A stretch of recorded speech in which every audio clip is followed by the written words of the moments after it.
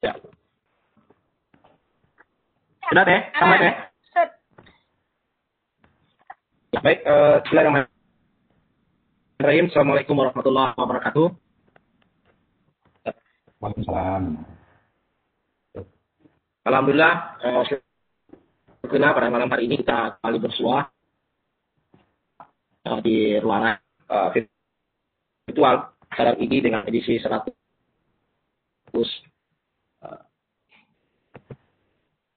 ya teh. Ya, 161.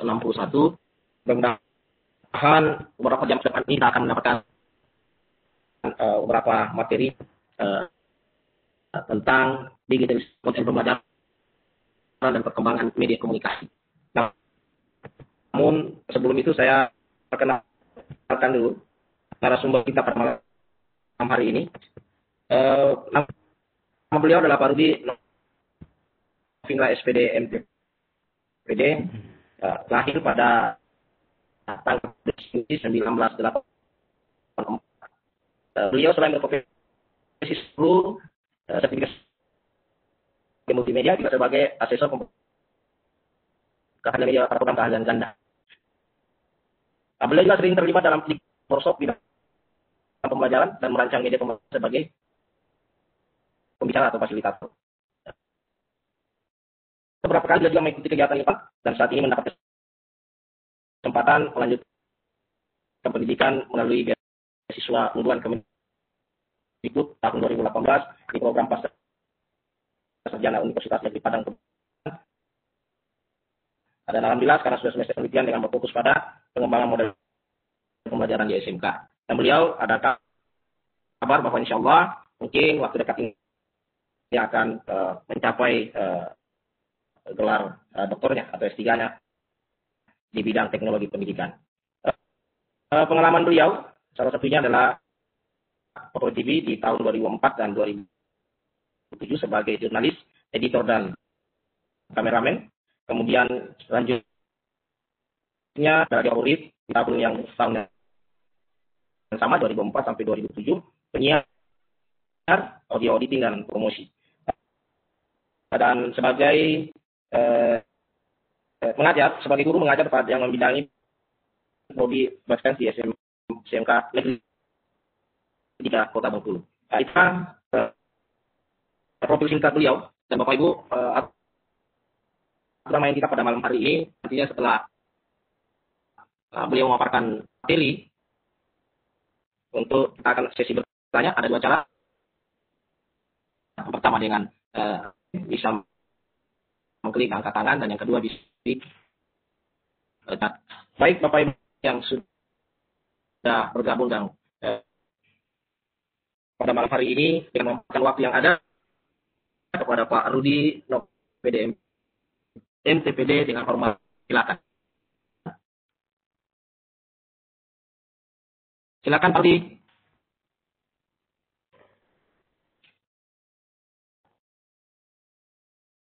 Pak Rudi disilakan.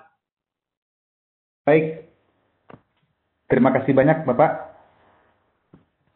Baik Bapak dan Ibu guru di seluruh Indonesia pada malam hari ini. Terima kasih. Bismillahirrahmanirrahim. Assalamualaikum warahmatullahi wabarakatuh. Kembali pada malam hari. Waalaikumsalam warahmatullahi wabarakatuh. Pada malam hari ini kita bersua di Sarasehan melalui jaringan ini untuk bersama-sama kembali berdiskusi.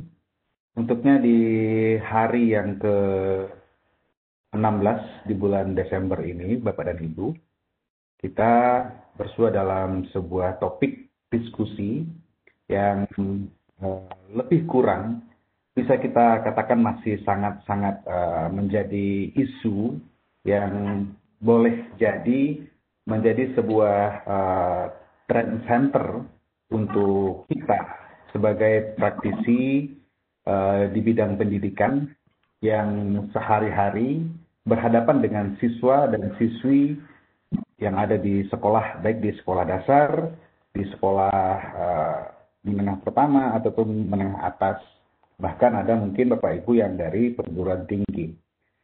di mana pada malam hari ini insya Allah kita akan bersama-sama membahas seputar topik yang akan kita diskusikan pada malam hari ini mengenai digitalisasi konten pembelajaran dan perkembangan media komunikasi.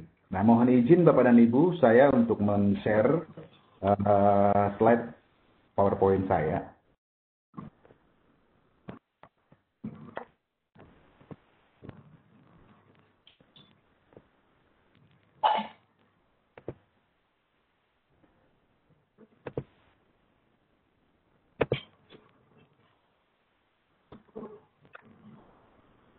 Baik, sudah bisa dilihat Bapak dan Ibu ya?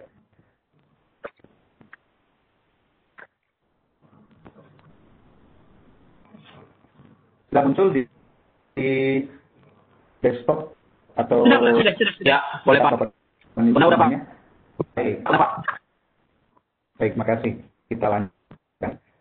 Kita akan berbicara mengenai digitalisasi konten pembelajaran dan perkembangan media komunikasi.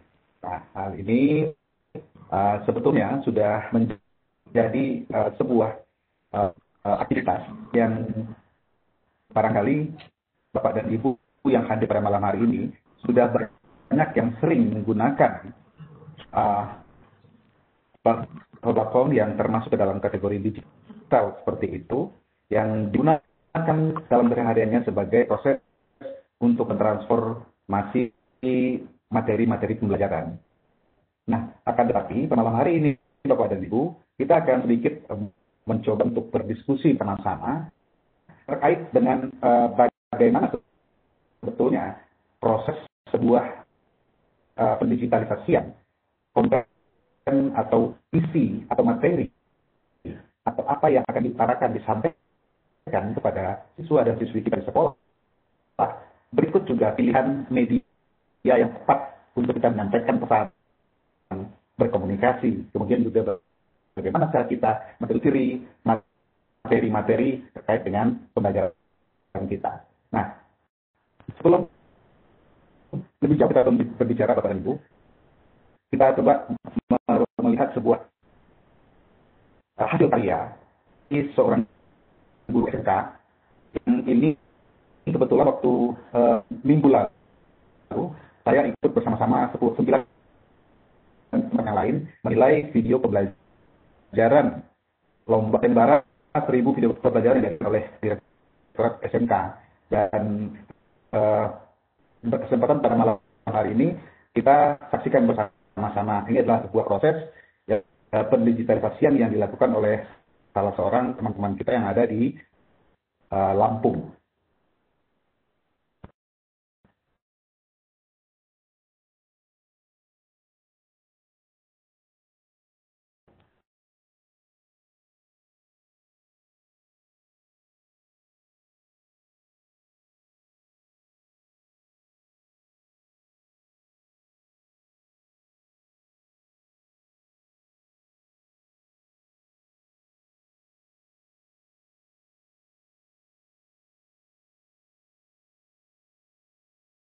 Nggak ada suaranya ya?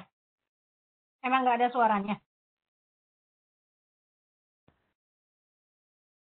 Iya, nggak bersuara. Pak Rudi emang nggak ada suaranya ya? Anda harus nanti ya, coba lagi.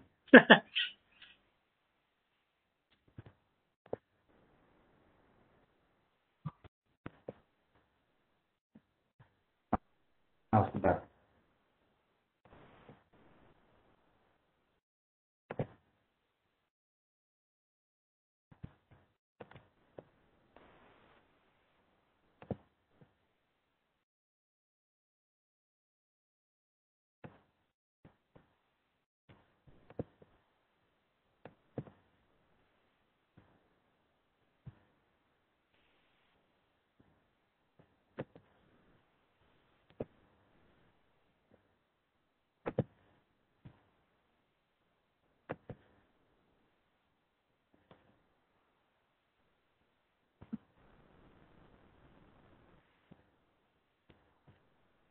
Atau Pak Pak Rudi kalau itu dari video aslinya aja, kalau dari PPT takutnya emang nggak nyala, itu di stop sharing dulu, terus Pak Rudi ke share ke ini ya, ke multimedia atau ke file ya, atau ke aplikasi ya. Itu kan videonya di PPT ya. Iya. Coba Bapak ke Bentar. share yang di atas. Harusnya. Itu terus kan ada pilihan, ada file, ada aplikasi, ada itu, mungkin videonya bukanya sendiri, jangan dari PPT-nya. Khawatirnya memang nggak ini.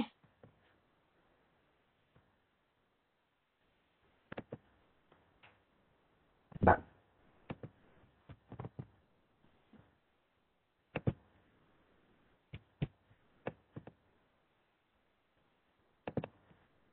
Memang nggak ada kok ya? Nggak ada. Oke, saya coba ganti pilihan lain aja share-nya.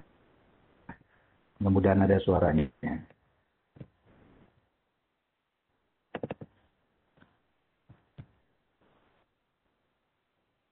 Kali bertanya. Oh, lagi share konten.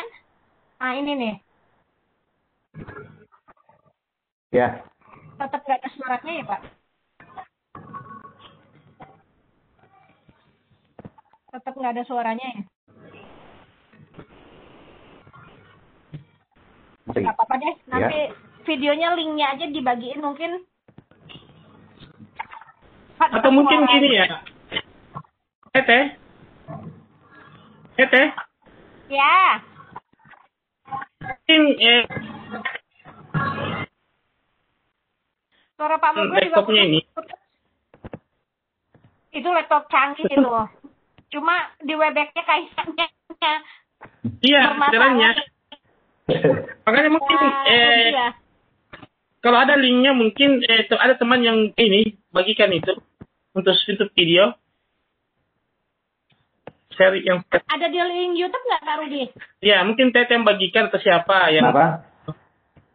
Ada link YouTube-nya nggak? Ada. itu. Nah, dibagikan di chat. Bisa bagus. Ini bagus nih. Ya, udah.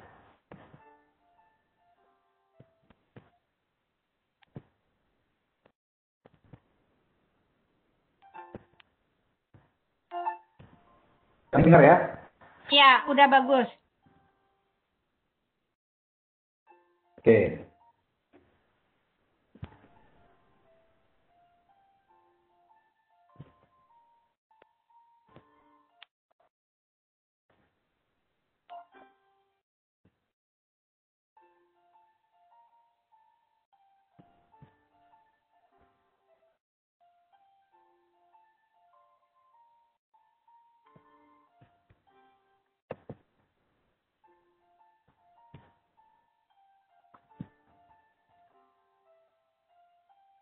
Tabibun. Halo, nama saya Sulistiono. Saya adalah guru kompetensi kalian multimedia di SMK Negeri 5 Bandar Lampung. Pada kesempatan kali ini, kita akan mempelajari bagaimana cara menggunakan alat-alat bantu pencahayaan dalam fotografi. Adapun indikator yang akan dipelajari dalam kompetensi dasar ini, yaitu siswa dapat mempraktekkan cara menggunakan alat-alat bantu pencahayaan dalam fotografi untuk membuat berbagai macam efek fotografi. Mari kita mempelajari bersama-sama materi ini agar kita lebih memahami bagaimana cara menggunakan alat bantu pencahayaan dalam fotografi.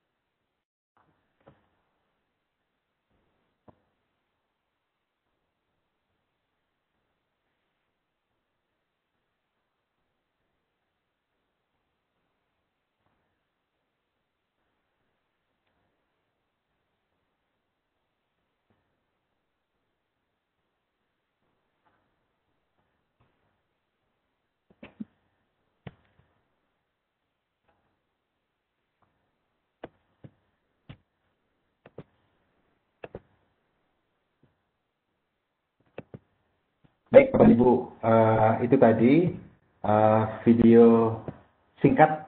Nanti mungkin lebih lengkapnya bisa saya sharing untuk video fullnya pada Bapak dan Ibu. Salah satu contoh proses dari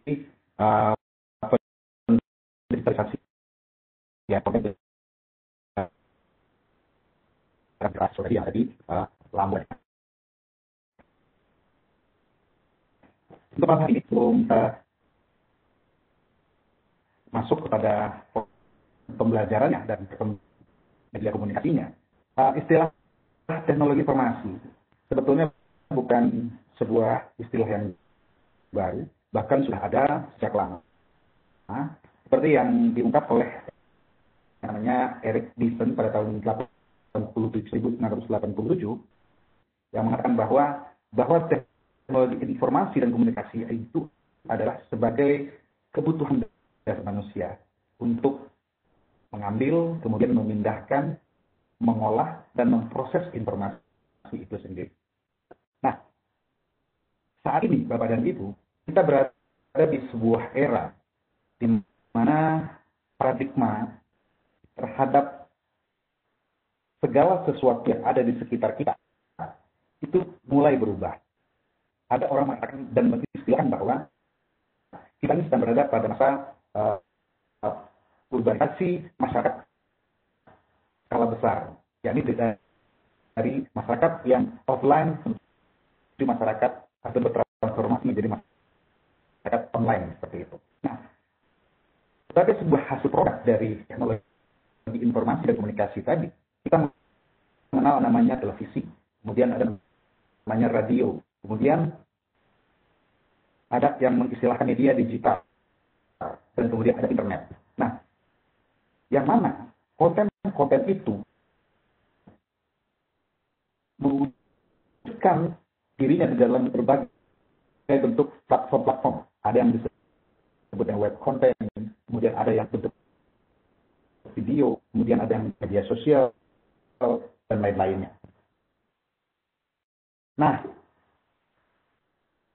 hal penting kita yang bergerak di lapangan sebagai pengajar dan pendidik para ibu harus tahu lebih dahulu minimal sebagai pijakan kita dan kita untuk kita bisa membuat sebuah konten pembelajaran yang tepat guna dan konten pembelajaran yang menggunakan media komunikasi yang tepat. Kita coba lihat hasil penelitian dari sebuah lembaga manajemen konten yang bernama Hootsuite. Ibu juga sudah melihat dan pernah membaca artikel ini, bahkan hasil penelitian ini, yang mana websitenya itu dikenal dengan We Are Social, seperti itu. Nah, kita akan melihat bagaimana Indonesia Digital Report pada tahun 2020, Bapak dan Ibu.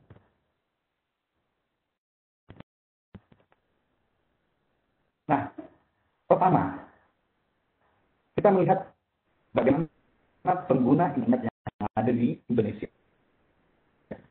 Kita simak pada layar monitor Bapak dan Ibu masing-masing.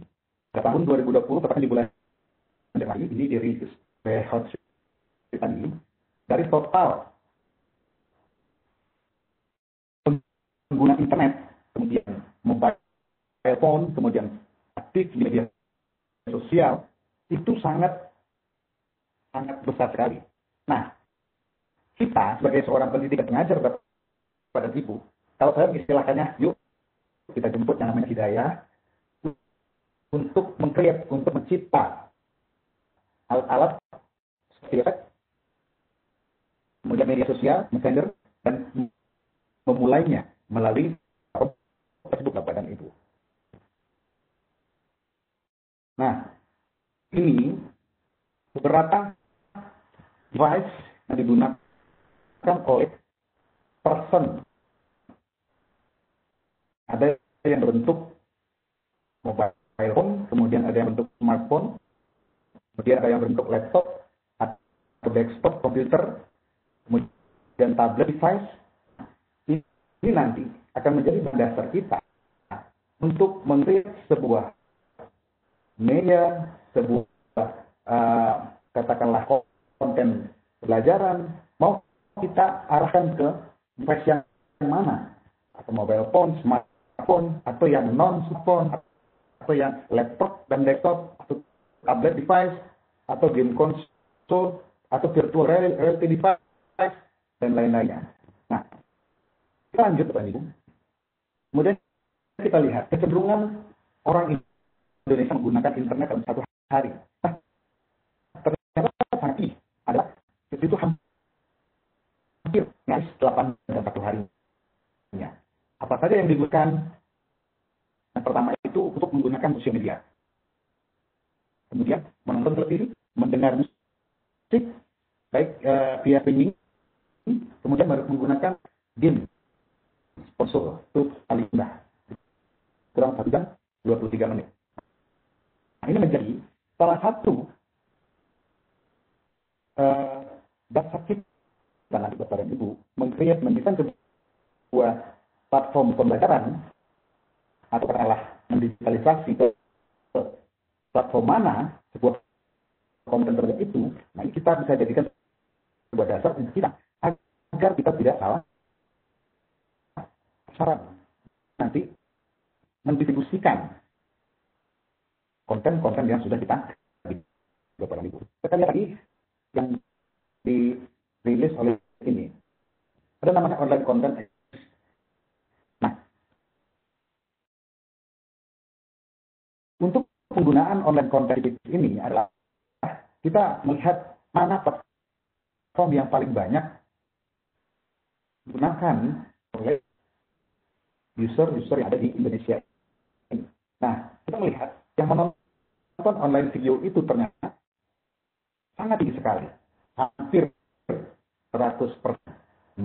Kemudian menonton vlog 79%, dan kemudian mendengar musik via streaming itu 84%, kemudian online radio 58%, kemudian podcast sebanyak 43%. Selanjutnya, adaptasi terhadap inovasi digital yang digunakan pada platform yang ada. Misalnya, pengguna voice command itu sebanyak 50%. Nah, kemudian menonton televisi via streaming banyak 59%. Nah, atau melalui smartphone device yang ada di rumah masing-masing 75%. Nah, ini kita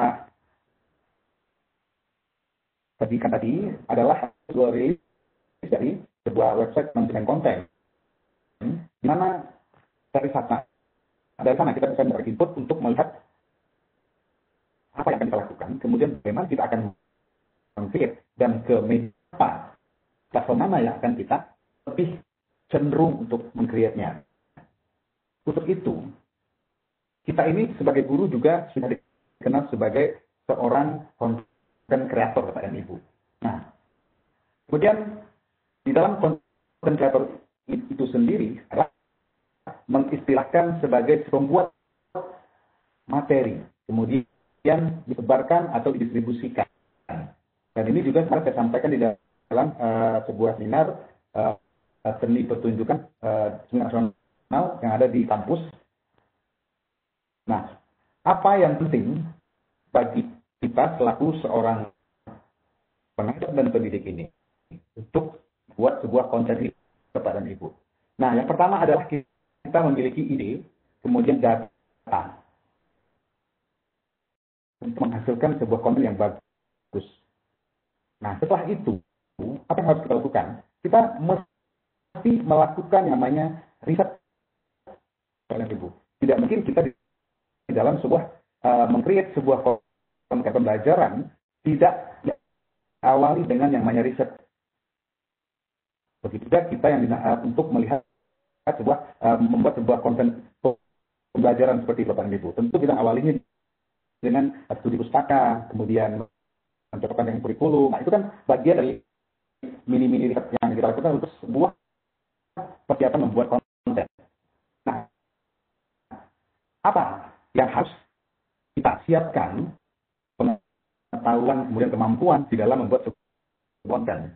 Yang pertama itu tadi sudah saya sampaikan di awal, ada namanya media produksinya.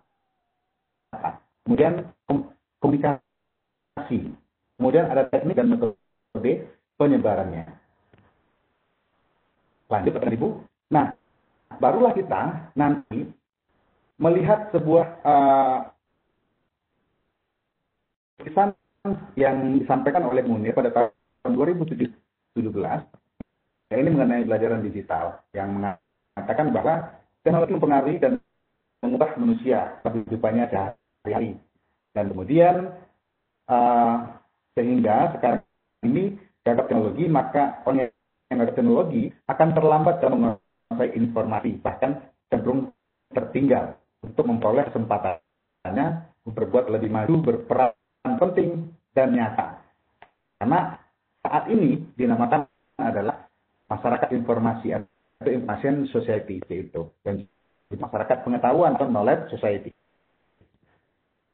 Nah, bagaimana Bapak dan Ibu ke depan kalau misalnya kita membaca, kita melihat situasi terkait dengan potensi-potensi yang dimiliki oleh kita sebagai kreator pembelajaran terhadap pembelajaran digital ini Bapak dan Ibu. Nah, dari sebuah kutipan yang disampaikan oleh Kenji Kitao pada tahun 1998, ada 3 potensi sebetulnya dan fungsi pembelajaran digital yang bisa kita manfaatkan. Yang pertama itu adalah potensi sebagai alat berkomunikasi. Misalnya ada interaktif antara guru dengan siswa. Kemudian yang kedua, ada potensi aksesibilitas untuk memperoleh dan menyampaikan informasi. Yang ketiga, potensi pendidikan dan pembelajaran. Di dalamnya kita tentu mengenal yang namanya istilahnya instructional developers. Kemudian content spesialis. Nah, instructional developers, content spesialis, inilah bagian kita Bapak dan Ibu sebagai pengajar dan pendidik yang sehari-hari berkutat dengan yang namanya lingkungan sekolah, kemudian ada namanya kompetensi, kemudian ada namanya konten, dan adalah orang spesialis seperti itu Bapak dan Ibu istilahkannya. Kemudian apa fungsinya pembelajaran digital itu sebetulnya? Banyak orang mengatakan bahwa tidak mesti selalu kita ada mengajar itu menggunakan teknologi. Betul sekali. Karena ini yang namanya sifatnya berbantuan teknologi atau yang lebih jauh lagi sebagai digital hanya berfungsi sebagai suplemen, kemudian berfungsi sebagai komplement, kemudian juga berfungsi sebagai substitusi seperti itu. Kemudian kita masuk Bapak dan Ibu sedikit lebih teknis, kita akan mendiskusikannya. Bagaimana kita di dalam mendesain sebuah pembelajaran digital tersebut. Tapi sebelumnya ada 2 hal kategori digital konten ini secara definisinya atau secara mediumnya Bapak Ibu. Nah, yang pertama itu ada yang istilahnya digital content production. Yang kedua ada istilahnya digital communication. Apa ini? Ya, yang dikatakan dengan digital content production ini Bapak dan Ibu lebih kurang, mungkin Bapak dan Ibu yang mengajar multimedia ini paham, dia adalah sebuah proses menggunakan beberapa media, di antaranya ada teks, kemudian audio, grafik, animation, kemudian video dan activity. Di mana keseluruhan medium ini digunakan sebagai alat untuk menyampaikan informasi dan menghasilkan produk-produk ragam media, multimedia seperti itu. Nah, apa saja yang kategorikan kepada digital content production tadi? Ada media teks misalnya melalui website seperti itu. Dan kreatornya itu disebut dengan namanya content writer seperti gitu ya. Kemudian ada namanya media audio, ada yang membuat audiobook dan lain-lainnya. Kemudian ada media video seperti yang sudah kita tayangkan tadi. Selanjutnya ada media animasi, atau saat ini lebih cenderung menggunakan yang namanya stop motion, itu, atau melalui image, media interaktif dan spesial efek yang digunakan untuk proses-proses pembelajaran tertentu. Berikut istilah kedua, digital content communication, di mana kita sebagai pengajar dan pendidik itu berdasarkan hasil penelitian Hochschild tadi, kita lebih tahu, lebih tepat di dalam memilih dan mengkombinasikan bahkan untuk proses pembuatan atau mendigitalisasikan konten pembelajaran kita tadi. Ada apa? Agar bisa dinikmati oleh seluruh peserta didik kita. Kenapa harus seperti itu? Ya, karena kita harus juga tahu dan memiliki empati pada seluruh siswa kita. Tidak semua siswa kita yang memiliki kemampuan yang sama dalam mengakses sebuah digital content communication. Ini yang menjadi penting bagi kita. Jangan kita istilahnya untuk sekedar memenuhi kebutuhan kita agar akan lebih dikatakan guru yang update, guru yang canggih segala macam, tanpa menggunakan empati kita lebih dalam. Kenapa? Tidak harus kita meng-create sebuah konten yang misalnya menggunakan media tapi tidak bisa diakses gampang dan mudah oleh peserta didik kita. Nah, boleh apakah kita menggunakan seperti televisi, radio, media cetak, ataupun internet seperti itu, untuk menyiarkan, mempublikasikan, mengkomunikasikan materi-materi yang kita punya, Bapak dan Ibu. Baik itu dalam art performance, firefighting, kemudian publicity, kemudian news, dan di dalam konten pembelajaran itu sendiri. Seperti yang kita lihat pada seperti ini, banyak pembelajaran kita yang sudah ada masuk di radio RRI seperti itu. Kemudian ada juga yang disiarkan melalui TVRI. Nah, itu termasuk salah satu bentuk digital content communication. Nah, kemudian kategori-kategori media bisa kita klasifikasikan dalam sebuah bentuk digital content communication. Yang pertama itu ada radio, kemudian TV, kemudian tutorial, di mana digunakan ada pelajaran ekstra ataupun yang ada di SMK yang sifatnya praktik seperti itu, banyak menggunakan tutorial ini. Kemudian ada yang berupa film, kemudian ada yang menggunakan ICT jaringan seperti itu, kemudian masih ada yang menggunakan cetak, lalu musik, ada game, ball. Nah, itu salah satu bentuk beberapa kategori media yang digunakan di dalam digital content communication. Nah, ini salah satu bentuk desain mungkin yang bisa kita ambil contohnya. Kenapa? Dari sebuah penciptaan atau pendigitalisasian konten pembelajaran, hal yang terpenting adalah perencanaannya. Bagaimana desain itu adalah seorang pendidik dan pengajar. Nah, di sinilah letak kompetensinya sebetulnya. Bagaimana dia kemampuan seorang guru atau seorang dosen itu di dalam mendesain sebuah media, baik itu bentuknya digital, ya, yang diwujudkan ke dalam bentuk perencanaan seperti itu. Nah, kenapa ini digunakan adalah untuk membantu kita sebagai guidance kita di dalam eksekusi pembuatan konten. Nah, secara lebih teknis kita akan lihat bahwa ini bentuk kalau misalnya saya memilih di awal sebuah media audiovisual berupa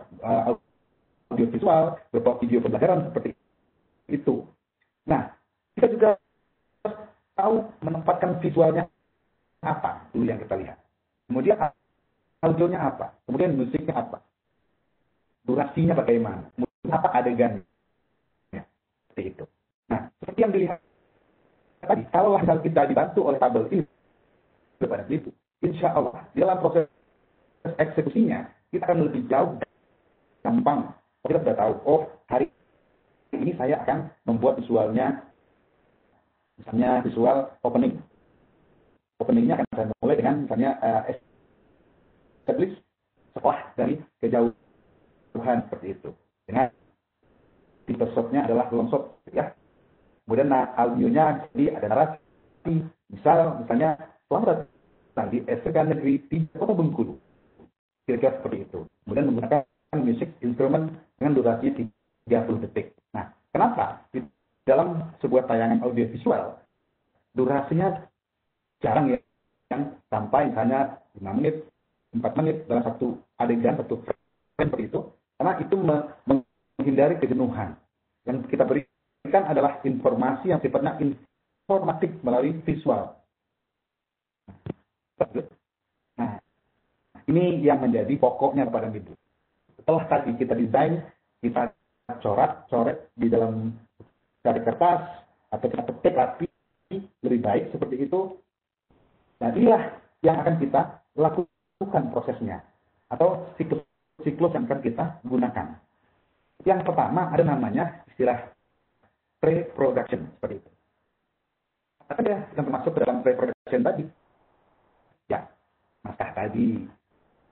Kemudian memilih pemain. Ini kalau saya asumsikan kepada produksi video pembelajaran ya Pak Ibu. Kemudian alat-alat yang dipakai. Kemudian siapa saja yang terlibat. Kemudian apa saja aset-aset yang akan kita pakai kalau misalnya kita membuat animasi, stop motion, dan lain sebagainya seperti itu. Kemudian tipe kedua ada namanya production. Production itu tentu adalah proses eksekusi atau melakukan syuting kalau dia berupa video, kalau dia berupa audio, atau proses rekaman suara kalau dia bakal membuat interaktif misalnya yang di awal tadi chart atau membuat membuat skema atau bahkan kemudian baru memproduksi sebuah melalui sebuah aplikasi yang misalnya seperti Flash atau Animate dan sebagainya. Ada proses pembuatan, proses meng-create seperti itu. Kemudian baru kita masuk pada akhir dari sebuah siklus produksi ini, produksi digital content. Ada namanya post production Bapak dan Ibu. Nah, post production ini kalau misalnya kita bawakan kepada video tadi, ini termasuk di dalamnya post production ini adalah bagaimana proses editing, kemudian bagaimana proses pemilihan gambar, kemudian bagaimana proses misalnya kalau dalam produksi multimedia, uji coba, uji alfa, uji beta, seperti itu. Kita lihat, sepertinya. Lihat lagi. Nah, ini kelihatan lebih detail dari yang saya sampaikan tadi di bagian pre-production tadi, dan segala macamnya. Nanti bisa kita lihatnya. Productionnya. Nah, ini lebih detail lagi dari apa yang saya sampaikan tadi, Bu, termasuk mungkin untuk proses software developer dan kemudian produknya, kemudian mengisi desain, integrasikan konsep softwarenya, kemudian mengevaluasi produk, konten berdasarkan evaluasi, membangun beta version. Nah, itu kalau dia berbentuk software aplikasi, gambar, motion grafik, ya, atau aplikasi yang berbentuk dedikasi seperti itu. Kemudian post production tadi. Nah, di post production ini Bapak dan Ibu adalah sebuah proses yang akhir di dalam proses pembuatan konten digital itu Bapak Ibu. Yang dimana ada di situ beberapa ujian, kemudian ada namanya quality control untuk sebuah hasil kreasi kita pendidik atau pengajar membuat konten pembelajaran seperti itu. Nah, untuk hal ini Bapak dan Ibu, nah kita akan memilih ya menggunakan platform apa untuk publikasi ketika media atau konten tadi sudah kita buat dan kita akan mendistribusikannya. Kalau saat ini kita hanya lebih banyak mungkin ketika melihat lapangan Bapak dan Ibu, kita hanya mendownload misalnya, mendownload sebuah video, kemudian hanya mengirim ke dalam grup WA seperti itu. Nah, contoh ini kemudian jawab pertanyaan ini. Nah, itu sebetulnya kita hanya baru mengambil dan memberikan. Belumlah terjadi sebuah siklus interaksi yang dikatakan dengan namanya learning tadi, Bapak Ibu, atau pembelajaran tadi di dalam kontennya. Mana konten yang sudah kita digitalisasikan tadi belum mampu untuk membelajarkan peserta didik kita, belum mampu memandirikan peserta didik kita. Nah, kalau misalnya Pak Ibu tadi melihat sekilas cuplikan video di awal tadi, di sana akan terlihat, oh ternyata video pembelajaran ini mewakili saya seperti itu. Mewakili saya ketika saya lihat nonton sekarang, oh bisa ternyata video ini dijadikan sebuah media atau medium kita untuk membantu memandirikan gerakan siswa saya. Nah, karena tadi video itu yang berdurasi katakanlah misalnya 15 menit untuk satu misalnya kompetensi dasar akan mampu berikan step-step proses pembelajaran kepada anak kalau mengenai pencahayaan dalam fotografi. Nah, itu kan jelas sekali Bapak dan Ibu. Oh, lampu yang dipakai ini, tipe lampunya ini. Kemudian penggunaan cahayanya seperti ini. Kemudian filternya digunakan ini mendapatkan efek lembut, kasar dan lain sebagainya pada muka model seperti itu. Nah, oh ini ternyata dengan begitu Bapak dan Ibu, ketika memang kita membutuhkan sebuah medium yang membantu kita mengirimkan konten tadi, konten pembelajaran kita kepada siswa kita, nah, itulah yang kita pakai untuk pembelajaran untuk membantu kita sebagai suplemen, sebagai komplement dan subsidi atau pengganti dari misalnya kondisi-kondisi tertentu yang tidak bisa tetap muka. Itu saja mungkin yang bisa saya sampaikan lebih kurang. Mungkin kita akan lebih jauh mengelaborasinya melalui diskusi-diskusi dan ini sebetulnya sangat luas, sebetulnya belum lagi berkaitan dengan misalnya persoalan kemampuan atau kemampuan teknis dari si guru, kemudian bagaimana guru ini mendesain secara rinci apa KD-nya atau KD saja yang akan didesain. Itu kepada kita masih Bapak dan Ibu. Sehingga mungkin saya pada malam hari ini, tetapi mudah-mudahan bisa kita lebih jauh berdiskusi terkait dengan materi dan diskusi kita pada malam hari ini terkait dengan digitalisasi konten pembelajaran dan perkembangan media komunikasi. Demikian mungkin Bapak Moderator, terima kasih. Assalamualaikum warahmatullahi wabarakatuh.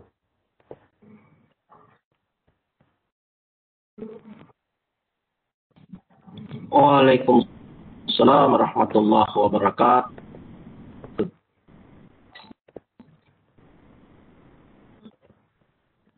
Baik, halo.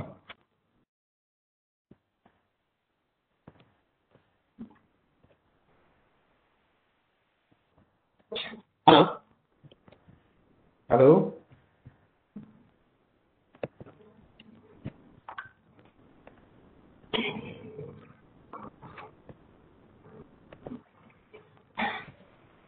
Pak Ilham.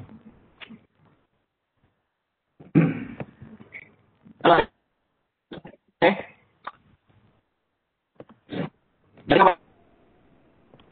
Jadi apa masalah Pak?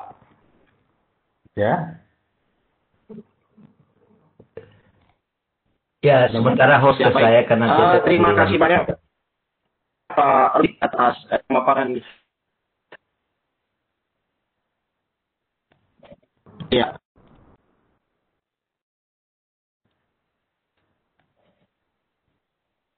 Pak Ilham, silakan Pak.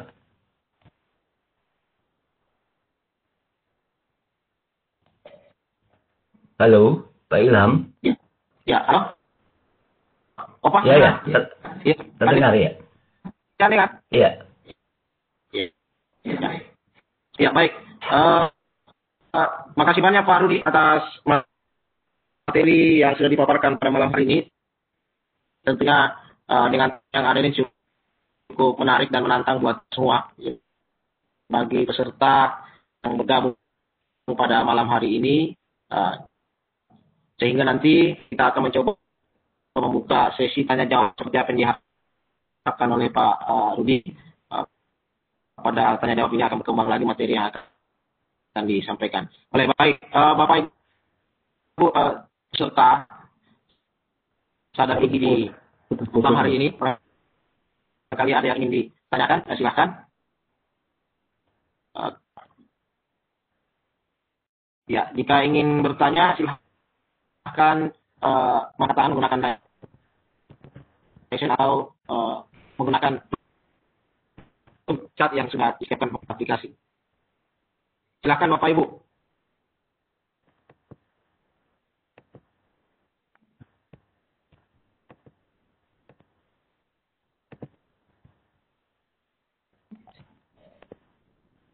Iya, saya lihat memang belum ada yang resen untuk bertanya secara langsung. Di kolom chat juga belum ada. Barangkali rekan-rekan di panelis ada yang mau bertanya langsung, silakan. Putus-putus suaranya. Suara saya bagaimana Pak Rovinda? Pak Rud? Suara Bapak bagus, Pak. Oke. Tapi Pak. saya baca komentar di chat banyak yang bermasalah kayak jaringan kayak. Iya Pak Rudi, ada yang saya mau tanyakan Pak. Baik Pak. Pemakaian media komunikasi IT pada pembelajaran ini, apakah memang adakah data hasil penelitian yang memang cukup valid, yang memberikan maksudnya gambaran atau memberikan hasil memang kita para guru sebaiknya mempergunakan IT media pembelajaran seperti yang Bapak jelaskan tadi dalam pemaparan agar hasil pembelajaran atau output itu memang meningkat. Apakah memang ada penelitian data-data empiris valid untuk ini? Terima kasih. Ya. Baik, terima kasih Pak Adrian dari Pak ya. Ya, Pak Adrianus ya. Baik, terima kasih Pak Adrian pertanyaannya terkait dengan silakan Pak Rudi. Terkait dengan pertanyaan Pak Adrian, apakah ada data hasil penelitian dan data penelitian secara empirik yang terkait dengan hasil penggunaan pembelajaran IT ini? Nah, sebetulnya Pak Adrian, dari beberapa kutipan yang saya masukkan ke dalam slide tadi, itu adalah rata-rata hasil penelitian yang salah satunya adalah yang terbaru tadi, seperti dari HotSuite tadi Bapak Adrian. Nah, itu di mana sebuah perekomendasian dari sebuah manajemen konten digital yang berada di misalnya yang memonitori seluruh perkembangan media-media digital yang ada di berbasis internet, televisi, dan segala macamnya itu. Nah, terbukti bahwa media teknologi yang berbantuan misalnya ICT tadi adalah menjadi pilihan-pilihan oleh pengguna-pengguna atau user-user, termasuk kita sebagai pengajar dan pendidik di dalamnya Bapak dan Ibu. Kenapa? Media video misalnya tadi contoh, 99%. Nah, itu kan salah satu bukti secara empirisnya yang penelitian yang dilakukan oleh media manajemen konten tadi atau website manajemen konten tadi. yang memonitori seluruh perkembangan pergerakan platform-platform mana saja yang sering diminati dan digunakan dalam hal apa. Nah, itu salah satu bentuk hasil penelitian yang saya sajikan tadi, Pak Adrian. Nah, artinya apa? Ketika misalnya, katakanlah memang di dalam kondisi pandemi ini, kita melihat itu sangat bermanfaat sekali. Karena apa? Bisa menjauhkan kita dari virus corona misalnya. Salah satu upaya kita untuk mencegah agar tidak tertular virus corona dengan menggunakan media-media digital tadi. Nah, akan tetapi sebetulnya seperti yang ditegaskan juga oleh Pak Menteri, bahwa akan memperpanjang, akan menggunakan proses pembelajaran ini secara dalam jangka panjang, akan menyandingkan bagaimana tatap muka, kemudian juga untuk konferen, bahkan menggunakan platform-platform pembelajaran lainnya. Nah, hal ini mengindikasikan bahwa paradigma kita sebagai pengajar dan pendidik pun harus sudah mulai berubah, terutama di dalam proses pendistribusian konten atau isi materi pembelajaran kita. Nah, ini sebetulnya kalau kita mau mencari dan menjelajahi jurnal-jurnal yang ada, sangat banyak mungkin terkait dengan misalnya hasil-hasil penelitian yang bisa kita membuktikan bahwa perangkat A misalnya, penggunaan Webex misalnya, sangat digandrungi oleh guru-guru di dalam melakukan konferen di masa pandemi. Nah, mudah-mudahan ini pun sebetulnya sangat-sangat efektif, sangat-sangat berbiaya murah. Kenapa tidak? Ini kita lanjutkan penggunaan Webex ini untuk saling sharing di seluruh Indonesia. Nah, itu salah satu bentuk nyatanya Pak Adrian.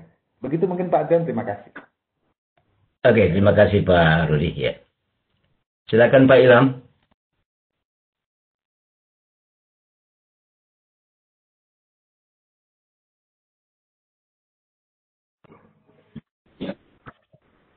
Ya, baik. Ada yang angkat tangan itu Pak Punguwan. Halo.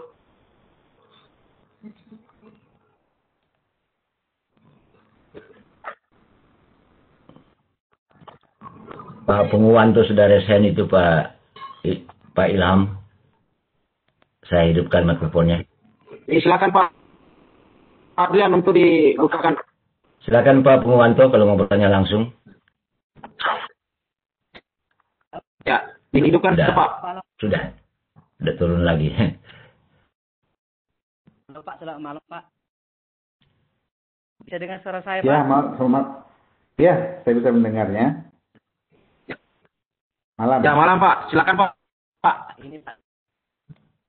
Saya dari Kabupaten Sumatera Utara Pak. Ya. Atas nama pengantar ditangkap Pak. Ya. Karena ini tadi kan terus, tapi bisa ada saya informasi dari Bapak tadi, yaitu penggunaan digital ya Pak ya. Dalam ini Pak, terutama karena dampak 19 ya. Sama bagi guru-guru Pak ini Pak.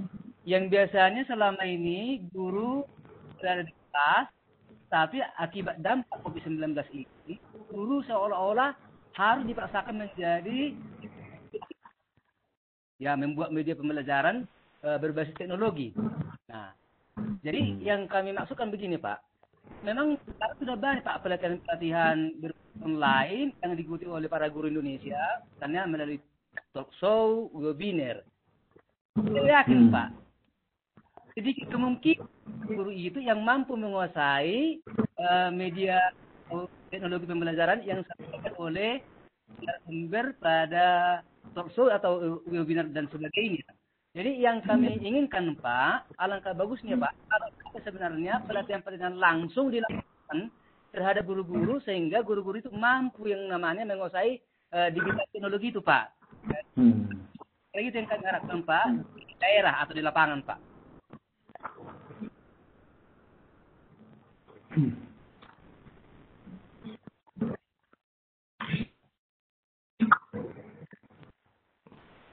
Oke, dari Bapak siapa tadi Pak? Pak Pungwanto, Pak. Pak Pungwanto. Berada di mana Pak Pungwanto? Ya baik, mungkin saya langsung saja jawab pertanyaan Pak Pungwanto tadi terkait bagaimana aksesibilitas guru-guru yang ada di daerah agar bisa mampu menguasai atau bisa meng-create, mendesain sebuah media digital yang digunakan sebagai pembuat konten pembelajaran seperti itu. Nah, sebetulnya saat ini mungkin kita banyak pilihan sebetulnya Pak Pungwanto untuk di dalam meng-create sebuah media digital tadi. Nah, kalau misalnya labelnya, kalau misalnya digital, tentu ia menggunakan perangkat-perangkat yang bersifat digital seperti itu. Nah, akan tetapi perangkat digital ini Pak Pungwanto tidak menjadi satu-satunya alat untuk kita sebagai penyampai pesan dan untuk berkomunikasi dengan siswa kita dalam menyampaikan materi. Jangan sampai kita berpikir seperti itu. Kenapa? Kalau misalnya kita hanya mengandalkan satu media saja, contoh mungkin digital, itu akan membuat kita, kalau ada medianya, baru kita mau semangat, baru kita mau melakukan proses pembelajaran. Kenapa? Daerah Indonesia ini sangat luas Bapak dan Ibu. Tentu tidak sama kondisinya. Ada di daerah A yang sangat bagus, akses teknologinya, kemudian jaringan internetnya. Ada daerah-daerah tertentu yang belum mampu dan mendapat kesempatan, mendapat akses, katakan jaringan secara baik seperti itu. Mungkin seperti malam hari ini, kita agak sedikit terganggu. Apakah ada persoalan dengan jaringannya dan segala macamnya. Dan ini masih ada alternatif lain seperti media cetak Pak Pungwanto. Itu juga masih boleh digunakan. Di masa pandemi media cetak juga sangat baik digunakan karena tidak berhadapan langsung. Nah, untuk berbagi, untuk melatih, untuk bersama-sama belajar dengan kawan-kawan, inilah salah satu wadah yang disediakan oleh IGI melalui sadar atau sarasnya dalam jaringan ini Bapak dan Ibu. Beragam materi yang dilakukan atau yang diselenggarakan ada periodenya. Nah, ini salah satu cara IGI untuk menyampaikan informasi-informasi yang sangat dibutuhkan oleh guru-guru yang ada di Indonesia. Nah, mungkin suatu saat ini bisa mungkin kopi darat dengan Bapak Ibu yang ada di daerah untuk melakukan tatap muka. Jika kondisinya sudah stabil atau sudah kondusif lagi dan tidak ada wabah lagi seperti itu. Nah, sementara jawaban saya mungkin itu Pak Pungwanto. Agak kurang nyaman ini dengar ini. Demikian Pak. Ya. Makasih banyak Pak Rudi. Iya. Pak Rudi. Ini ada di room chat ini. Saya bacakan. Ada di room chat ini. Iya. Dari Pak Budi Mandua Bandung. Ya, pertanyaannya. Kaitan konten kreator, aplikasi Android atau di laptop, apa saja yang bisa dimanfaatkan untuk membuat konten tersebut? Ya, baik. Terima kasih Pak Budi dari Mandua Bandung. Kaitannya dengan mengenai konten kreator itu ya tadi Bapak Ibu ya, konten kreator ya kita ini sebagai konten spesialis kalau di dalam selain tadi kita mengistilahkannya selain sebagai instructional developer, kita sekaligus konten spesialisnya. Nah, untuk aplikasi Android atau di laptop atau berbasis berbasis Windows atau berbasis aplikasi lainnya, itu tergantung kepada kebutuhan kita apa dulu Pak Budi. Kalau misalnya kecenderungan misalnya ya, kalau sekarang tentu gadget merupakan sudah menjadi misalnya di daerah-daerah tertentu sebuah bukan hal tabu lagi seperti itu. Bahkan menjadi kalau tidak dikelola secara baik, penggunaan gadget yang dibawa oleh siswa ke sekolah, tentu ini akan menjadi persoalan. Nah, pilihan kita adalah Android untuk membuat kontennya berbasis Android. Kan begitu Pak Budi ya, untuk pemanfaatan apa yang dimiliki anak, apa yang media yang terdekat dengan anak, yang dimiliki perangkat atau device yang dimiliki anak. Nah, ini tentu kita sesuaikan dulu. Kalau misalnya di dalam satu kelas ada 20 siswa kita, tentu semuanya kita lihat dulu apakah semua punya smartphone atau punya smartphone yang berbasis Android. Kalau misalnya lebih dari separuh, tentu ini menjadi baik untuk kita dalam meng-create sebuah media digital berbasis Android seperti itu.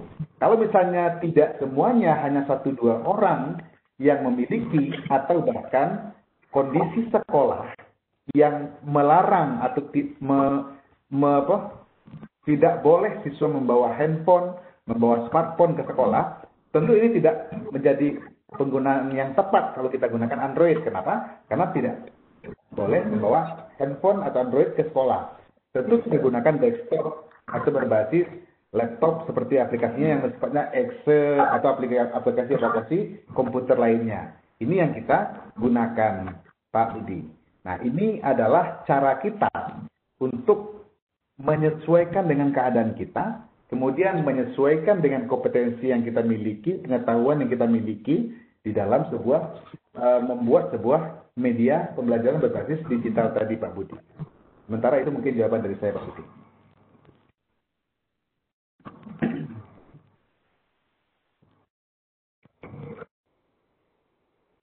Ya, mudah-mudahan Pak Budi bisa apa yang disampaikan oleh Pak Rudi. Ada lagi nih di room chat, Pak Rudi. Tanya, Pak. Ya, silakan, Pak.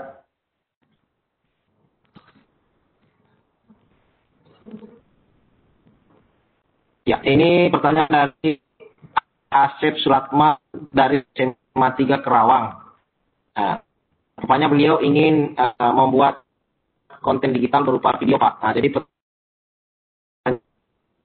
pertanyaannya, jika ingin membuat sebuah konten video pembelajaran, hal apa yang supaya video yang kita buat itu bisa lebih menarik, Pak Rudi? Apakah tidak sebaiknya dibuat dengan guru yang memang menguasai bidangnya itu? Silakan. Baik, terima kasih Pak Ilham. Pertanyaan dari Bapak Suratman yang ada di SMA 3 Kerawang. Baik, terima kasih Pak Suratman atas pertanyaannya yang menanyakan tentang kalau ingin membuat sebuah konten video pembelajaran selain materi, hal apa saja yang harus dipersiapkan supaya video kita terlihat menarik. Kemudian karena tidak semua guru bisa membuatnya sendiri, atau apakah sebaiknya kolaborasi guru memang menguasai begitu atau berkolaborasi antara guru. Baik, terima kasih Pak Suratman. Di dalam pembuatan sebuah konten digital pembelajaran atau yang tadi lebih spesifik Bapak bicarakan adalah video pembelajaran seperti itu, memang tidak mungkin itu dilakukan sendiri. Artinya apa? Kita di dalam bekerja, di dalam memproduksi sebuah konten pembelajaran berupa video. Nah, ini tentu banyak hal yang harus kita siapkan. Yang pertama adalah itu adalah kita sudah punya ide apa yang akan kita buat misalnya. Kedua, kita sudah siap dengan desain atau naskah atau skenario-nya seperti itu. Nah, kemudian kita sudah siap dengan alat, perangkat peralatan seperti kamera, kemudian audio, kemudian kita kalau misalnya ada talent yang kita gunakan di dalam video pembelajaran itu, kita siapkan talentnya, kemudian naskahnya kalau ada dialog. Nah, kemudian apa selain materi mungkin yang kita siapkan? Yang pertama adalah kita harus pandai-pandai menyiapkan caption-captionnya. Captionnya atau penulisan teksnya seperti itu. pemilihan huruf, pemilihan font, pemilihan ukuran, pemilihan posisinya. Nah, itu kita harus sesuaikan. Jangan sampai kita membuat video pembelajaran tapi hurufnya tidak terbaca atau hurufnya tidak simetris atau tidak eye catching seperti itu ya, istilah orang sekarang, tidak kelihatan, tidak menarik seperti itu. Mungkin hurufnya lebih besar ukuran hurufnya daripada orangnya, kira-kira seperti itu. Nah, ini hal-hal kecil yang dianggap remeh tapi mempengaruhi secara visual kepada video kita. Nah, kemudian ada lagi namanya special effect misalnya, Pak. Ini juga membuat video lebih menarik kalau kita menggunakan efek-efek khusus misalnya. Kemudian ada hal yang membuat video itu lebih menarik lagi. Ya, adalah peralatannya. Agar peralatannya mungkin bisa kita gunakan dari menengah ke atas seperti itu. Nah, ini kenapa? Ya, tergantung dengan equipment-nya. Kenapa kita penting membicarakan equipment? Karena kalau equipment-nya bagus, tentu hasilnya juga jauh lebih bagus. Akan tetapi, Pak, kita memiliki 1000 cara agar kita bisa memproduksi sebuah video pembelajaran terlihat lebih atraktif, kemudian lebih menarik dan lihat bagus ketika didistribusikan ke anak-anak. Dan itu sangat-sangat disarankan dengan cara berkolaborasi dengan guru-guru yang lain gitu, Pak. Atau dengan teman sebaya seperti itu. Misalnya setelah kita mengerjakan proyek video pembelajaran kita, juga harus kita siapkan ke yang lainnya. Dan sebetulnya Bapak dan Ibu, kita sebagai pendidik dan pengajar tidak ada tuntutan secara wajib atau mutlak harus menguasainya. Kenapa? Kita bisa menggunakan jasa orang lain, kita bisa berkolaborasi, atau kita bisa menggunakan media-media alternatif lain yang sangat banyak sekarang disediakan Bapak dan Ibu. Ya, video misalnya kalaupun kita tidak bisa meng-create sendiri, bisa kita ambil, kemudian kita kombinasikan dengan gambar yang kita punya misalnya. Misalnya kita tinggal hanya merekam kita berdialog di depan kamera atau dengan cara sendiri di depan kamera. Berikut anak-anak kita praktikkan contoh video berikut ini. Kita bisa ambil dari video-video yang sudah misalnya free atau non-copyright yang disediakan oleh YouTube atau video.com atau sebagainya. Sumber-sumber yang bisa kita gunakan sebagai sumber belajar untuk siswa kita. Itu namanya sumber belajar lagi seperti itu. Nah, mungkin itu seperti itu Pak Suratman untuk mempersiapkan segala sesuatunya agar terlihat lebih menarik ya. Selain equipment, kemudian kita harus mampu membuat caption tampilan secara huruf, teks dan segala macamnya. Kemudian special effect-nya juga harus kita pertimbangkan. Itu menurut saya kalau dalam bentuk video. Oke, terima kasih Pak Ilham.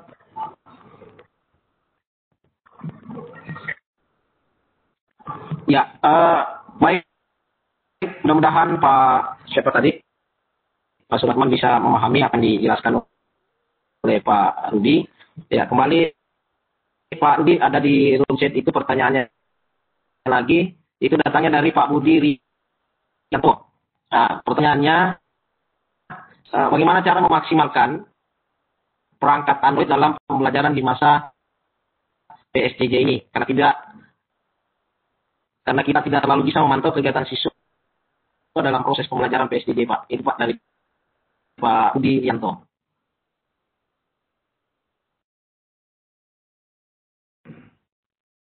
Baik, terima kasih Pak Ilham. Pertanyaan dari Pak Budi Yanto yang menanyakan bagaimana memaksimalkan perangkat Android dalam pembelajaran di masa PSJJ karena tidak terlalu bisa memantau kegiatan siswa dalam proses pembelajaran PSJJ.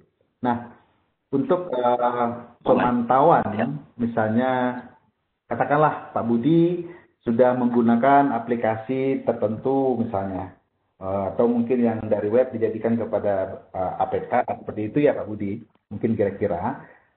Ternyata kesulitan dalam memantau proses pembelajaran siswa. Nah, sebetulnya untuk cara ini Pak Budi bisa kita gunakan ya treatment tertentu. Misalnya Pak Budi juga harus mendesain proses pembelajarannya dalam bentuk istimewa juga, katakanlah seperti itu. Misal Pak Budi ya, Pak Budi menggunakan sebuah model, misalnya blended learning seperti itu, ya. Dengan menggunakan model blended Pak Budi tentu akan bisa mengukur dan pengoptimalan sejauh mana media Android ini digunakan oleh siswa. Ya, karena di dalam blended learning itu sendiri Pak Budi, tidak melulu atau tidak mesti adalah penggunaan medianya atau melalui misalnya kursus web, maka melalui web misalnya. Melalui web, cara belajar mandiri melalui LMS misalnya, katakanlah seperti itu ya. Nah, bisa disiasati dengan penggunaan model-model pembelajaran yang bisa kita awasi siswa kita dengan lebih gampang. Begitu Pak Budi. Kenapa seperti itu? Saya memilih treatmentnya seperti itu, karena memang meskipun sebetulnya Pak Budi mungkin juga tahu, bahwa ada aplikasi-aplikasi kayak misalnya TrackView apa segala macam untuk memantau aktivitas siswa dan segala macamnya, dan juga bisa dimanfaatkan Family Link itu juga bisa dimanfaatkan juga sebetulnya. Nah, akan tetapi kita kan misalnya tidak bisa semua siswa itu menerima akses kita kalau untuk lebih jauh melihat aktivitas mereka dengan smartphone mereka. Nah, cara yang paling mungkin kita lakukan adalah dengan mencari model-model pembelajaran yang kira-kira bisa mengawasi pergerakan siswa dalam penggunaan handphonenya. Kemudian juga mendesain sebuah situasi belajar atau lingkungan belajarnya dengan, katakanlah, kita menggunakan handphone untuk mencari, untuk searching materi saja. Setelah itu gunakan misalnya yang berbasis offline seperti itu. Nah, itu kan ada jeda-jeda, dan siswa tidak mesti menggunakan handphone menggunakan dengan waktu panjang tanpa kita bisa mengawasinya. Nah, untuk itu sebetulnya bagi kita sebagai pendidik dan pengajar harus juga mampu menciptakan sebuah model memilih sebuah model pembelajaran yang tepat kita gunakan dalam rangka memaksimalkan, mengoptimalkan yang namanya fungsi-fungsi pengawasan terhadap anak-anak tadi misalnya. Nah, kalau misalnya seperti itu sudah terlaksana, wah, sangat ideal sekali kondisi kita di dalam melakukan sebuah proses pembelajaran. Medianya sudah ada yang bisa membelajarkan, kemudian model yang dipakai juga sudah sangat baik, sudah tepat, sesuai dengan sintaksisnya. Nah, ini tentu menjadi sebuah situasi yang enak, situasi yang nyaman, dan sirkulasi prosesnya itu, siklusnya itu akan terasa sekali kalau memang ideal seperti itu kondisinya. Nah, akan tetapi tidak semua yang bisa menciptakan kondisi seperti itu. Kenapa? Karena untuk seperti pengawasan tadi, tentu itu harus dipikirkan baik dari medianya, kemudian modelnya, kemudian juga fasilitasnya, kemudian juga waktunya. Nah, makanya sebetulnya kalau misalnya pembelajaran yang bersifat praktik dengan adanya teaching, tim teaching, nah itu merupakan sebuah alternatif untuk memantau dan mengoptimalkan proses pembelajaran di dalam kelas secara klasikal. Mungkin seperti itu Pak Budi. Terima kasih Pak Ilham.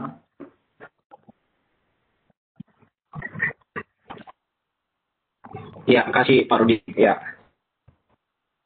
Mudah-mudahan Bapak, Ibu yang bergabung di ruang virtual ini bisa memahami kondisi sekarang saat ini juga.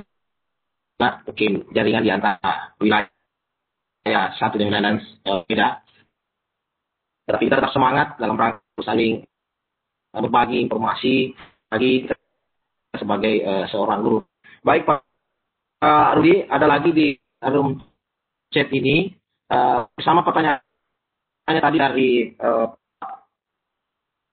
Pak Budi dari Man 2, tetapi ini khusus untuk pada usia dini. Jadi pertanyaannya begini Pak Rudi, konten video untuk pembelajaran anak usia dini sebaiknya ditujukan kepada anak ataukah petunjuk untuk orang tua, mengingat kadang anak belum bisa memahami apa isi video itu. Ya, itu Pak Rudi.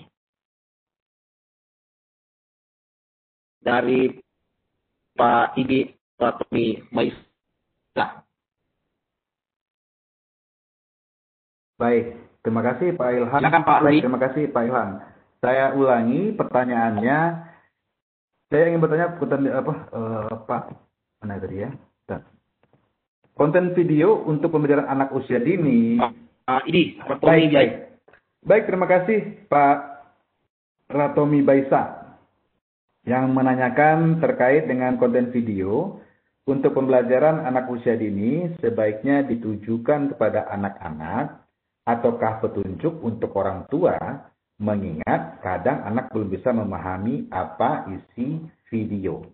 Oke, Pak Tommy mungkin beraktivitas sebagai guru pendidikan usia dini mungkin ya. Mudah-mudahan seperti itu gitu ya, harapan saya.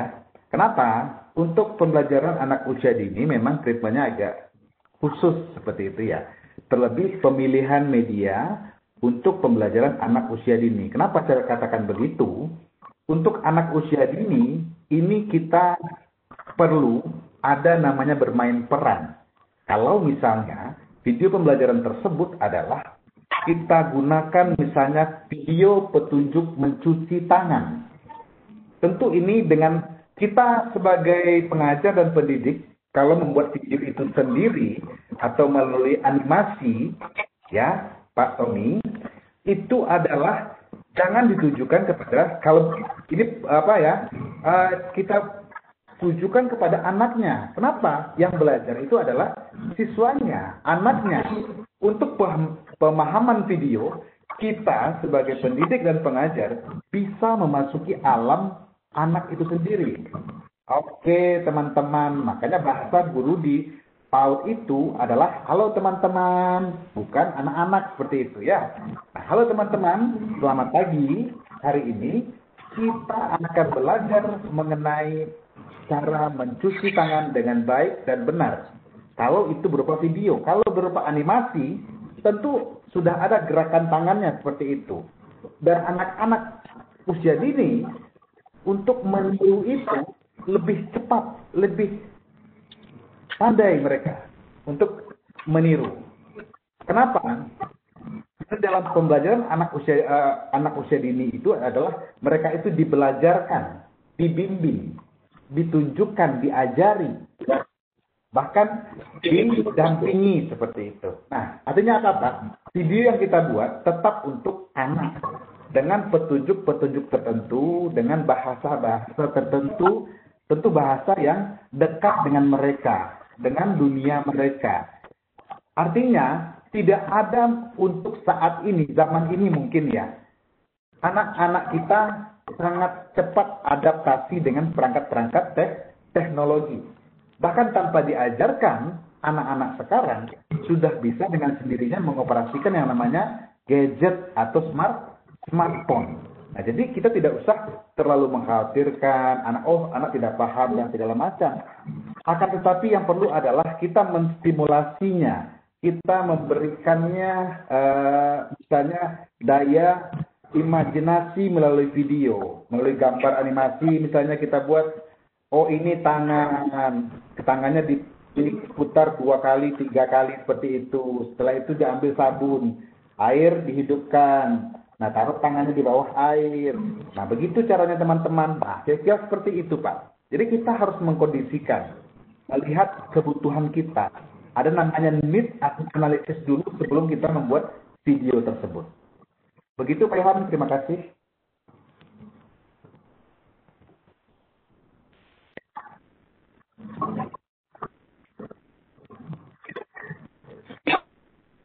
Terima kasih banyak Pak. Ya, mudah-mudahan Bapak ini atau Ibu ini, Ibu Ratomi Baisa, bisa memahami apa yang disampaikan oleh Pak Rudi.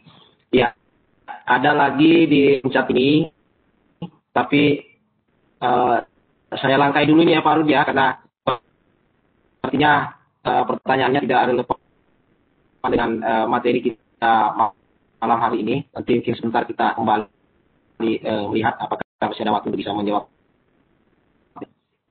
saya ke Ibu Iya, SPD. Ya, izin bertanya ini Pak Rudi. Konten digital yang sering kita pakai dalam proses pelajaran daring, kami guru sering terlewati dalam hal pembuatan konten yang merujuk anak kita yang ada di tingkat madrasah ibtidaiyah atau SD. Kita sering lupa mendudukkan anak kita. Jadi bagaimana cara kita memilih konten yang sesuai dengan tingkat madrasah ibtidaiyah atau sekolah dasar.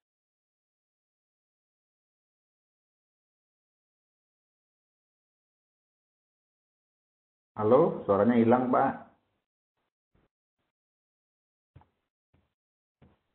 Ya, sudah Pak, dengar Pak? Oke, sudah Pak Ilham, ya sudah.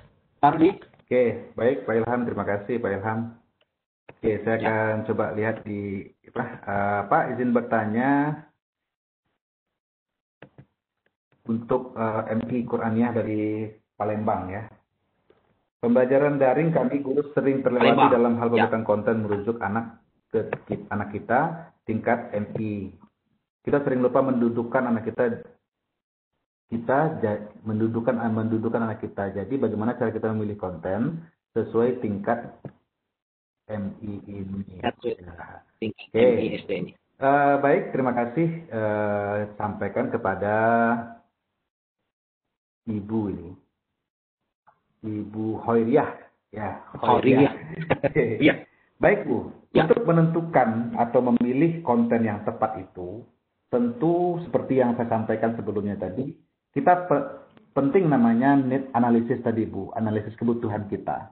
Ya, yang pertama adalah analisis kebutuhan yang saya maksud yaitu mungkin terkait dengan karakteristik yang pertama dulu kita lihat dulu. Nah, apa karakter?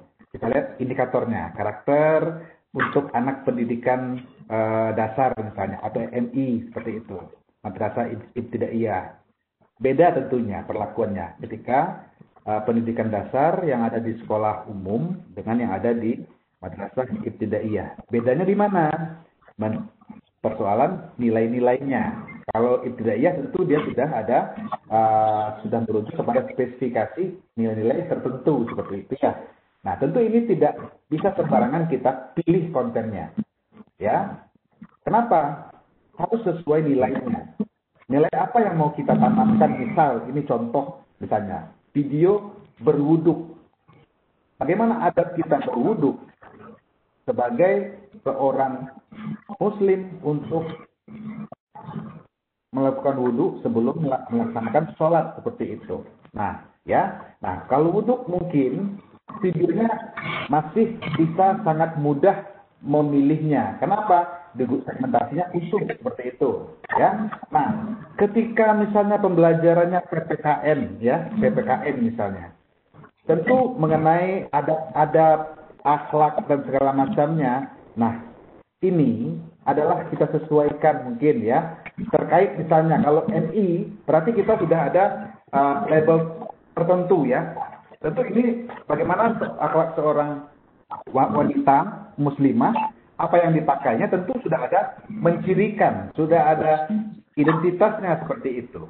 Nah, tentu videonya kita pakai pun adalah video yang tertutup seperti itu. Nah, begitu Bu, cara kita memilihnya atau cara kita memijah konten-konten yang kita gunakan sesuai dengan segmentasi kita atau sekolah kita di mana. Seperti itu.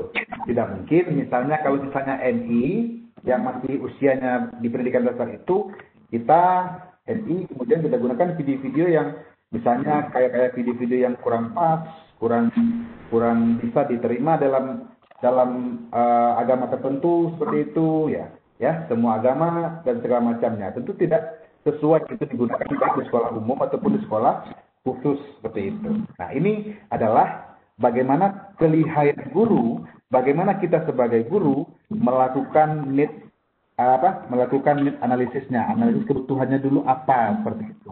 Ya, tentu kita semuanya merujuk kepada kurikulum yang ada, kemudian tuntutan pembelajarannya apa, tujuan pembelajarannya apa, harus melihat secara lebih luasnya ke situ dulu gitu. Barulah kita detail nanti ada analisis, kemudian kebutuhannya dengan materinya sesuai. Nah, barulah kita jatuh pilihannya kepada konten A, B, C, dan D.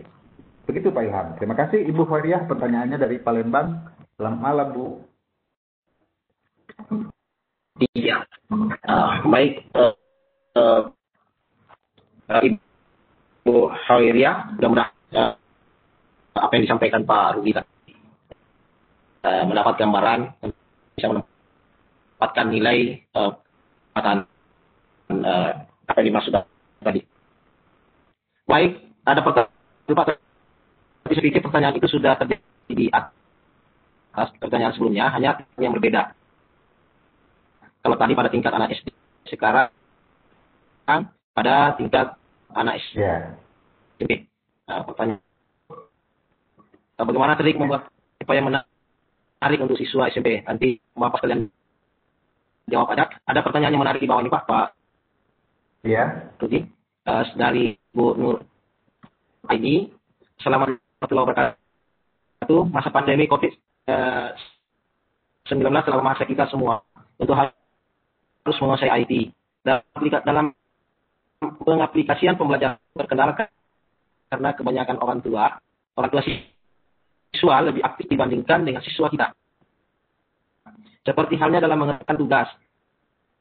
Anak-anak lebih banyak main, untuk kualitas jelas tidak ada. Tolong solusinya untuk kedepannya bagaimana menyikapi hal tersebut. Nah itu Pak.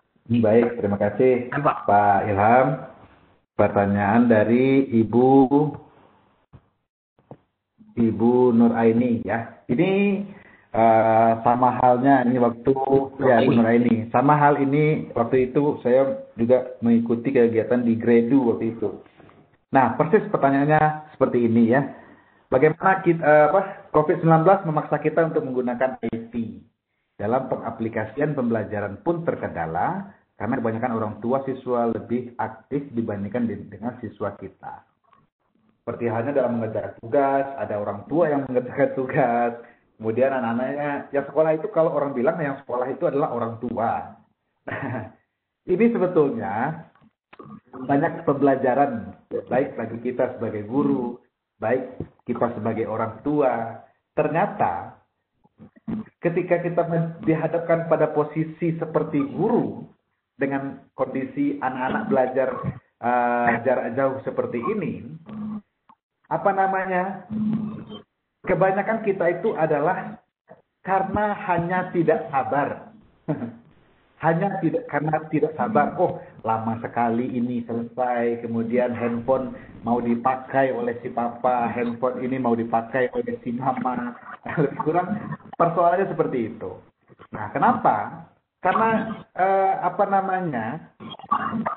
ini kalau kita melihat dari satu sisi dulu ya Bapak Ibu, kita melihat dari sisi yang ada di rumah seperti itu.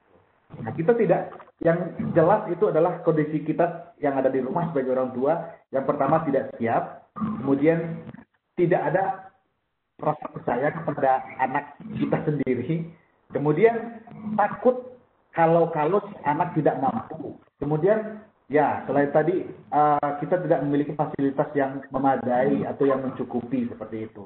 Misalnya dalam satu rumah anaknya ada 4, handphonenya cuma 2. Nah, itu kan juga persoalan. Sedangkan waktu sekolah sama. Nah, juga terjadi masalah seperti itu. Nah, kemudian persoalan yang ada di kita sebagai guru adalah yang pertama kita tidak siap, ya. Kemudian kita tidak pernah mengajar itu, misalnya tidak pernah membuat media sendiri, katakanlah seperti itu. Jadi, ketika kita melihat kondisinya saat ini harus dan kudu dan mampu, ya, mesti untuk membuat media, kemudian mencari media, bahkan ambil sana, ambil sini, toh dikirim saja. Nah, itu adalah karena memang kita yang pertama itu alasannya karena ketidaksiapan. Kenapa? Untuk meng-create sebuah media pembelajaran itu, apakah bentuknya video, modul, kemudian bentuk lainnya, memang tentu tidak gampang. Ada step-step yang harus kita lewati. Ya, seperti tadi, ini analisisnya, kemudian misalnya kita sesuaikan dengan gaya belajarnya, kemudian bagaimana evaluasinya, itu yang harus dibuat. Membuat sebuah media pembelajaran yang bisa membelajarkan, yang bisa membuat siswa mandiri, tentu ini tidak gampang. Tiba-tiba kita dihadapkan dengan kondisi harus seperti itu. Ya, tentu saja kita kelabakan dan tidak siap. Nah, solusinya adalah Bapak dan Ibu, dan termasuk saya pribadi. Yuk, sama-sama saat ini, sekecil apapun dan sejelek apapun, mari kita coba-coba bersama-sama belajar menggunakan perangkat-perangkat teknologi dan melek dan bisa berliterasi teknologi. Sama-sama kita harus memacu diri kita, upgrade diri kita. Kenapa? Kalau misalnya kita sudah siap dengan kondisi, dengan medianya, tentu apapun kondisi, kita sudah tidak canggung lagi. Nah, itu sebetulnya persoalan. Kita sebagai guru, kita sebagai orang tua, sama-sama tidak siap dengan kondisi yang ada. Dan kemudian juga adalah fasilitas, baik di sekolah, baik di rumah. Karena hanya tidak ada komunikasi selama ini. Hanya terkesan misalnya kita pun kadang-kadang juga saya seperti itu sebagai guru hanya tahunya, oh hari ini kirim tugas, hari ini kirim tugas. Nah, hanya seperti itu. Ternyata dengan adanya kondisi seperti ini, jadi sama-sama membelajarkan kita, baik sebagai orang tua, baik sebagai guru. Mungkin itu Pak Ilham dan Bu Nuraini jawabannya sementara. Terima kasih. Ya, oke. Saya untuk sementara Pak Rudi saya tinggalkan room chat. Ternyata dari tadi ini saya perhatikan ada Ibu Siti Sriani. Mohon Pak Adrian diaktifkan mic-nya Ibu Siti, Pak Adrian. Ya, silakan Ibu Siti. Pak Adrianus.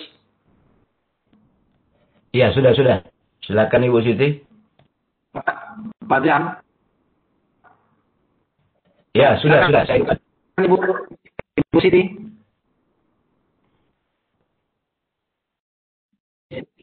Ibu Siti Suryani. Jangan Ibu Siti. Ibu Siti. Assalamualaikum Bu Siti.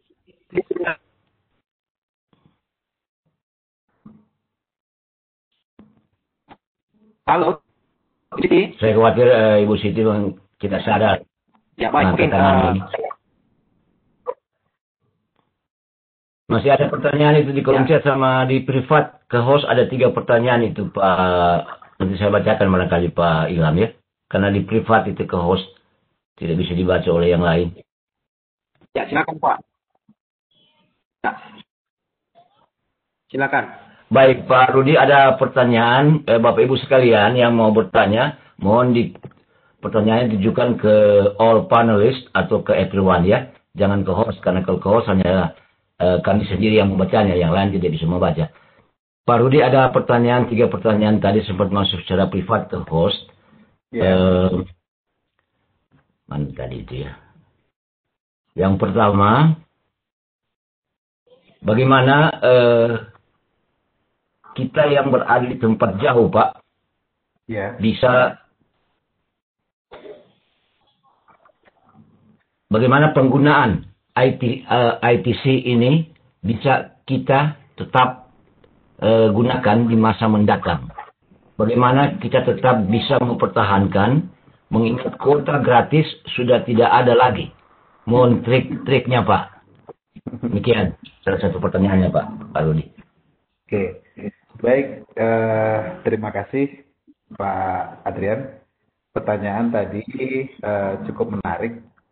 Ya, kenapa saya bilang menarik? Ya, karena memang itu menjadi pertanyaan semua orang. Apakah kondisi ini akan selalu seperti ini? Ya, kondisi tentu insya Allah akan ada perubahannya. Kalau dari wabahnya tentu kita berharap akan segera pulih. Ya, tapi yang namanya proses pembelajaran menggunakan teknologi ini atau ICT, berbasis ICT ini, atau lebih spesifiknya konten digital tadi.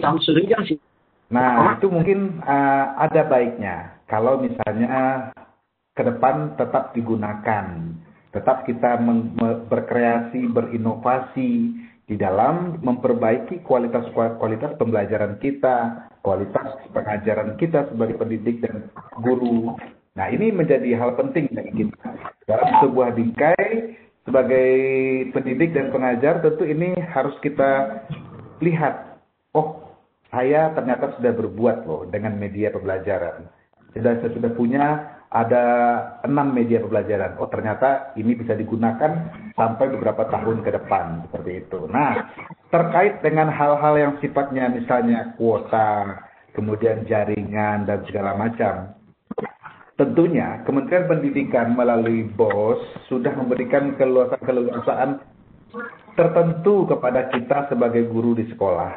Tinggal bagaimana kita mau menjemput dan mencari sumber-sumber yang bisa tetap menopang kita agar kita tetap bisa memberdayakan potensi sekolah kita agar bisa tetap belajar dengan daya dukung misalnya jaringan dan segala macam.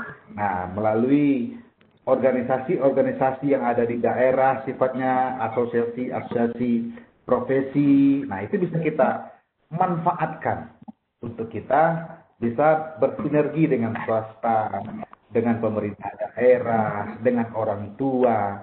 Banyak cara sebetulnya bisa kita lakukan.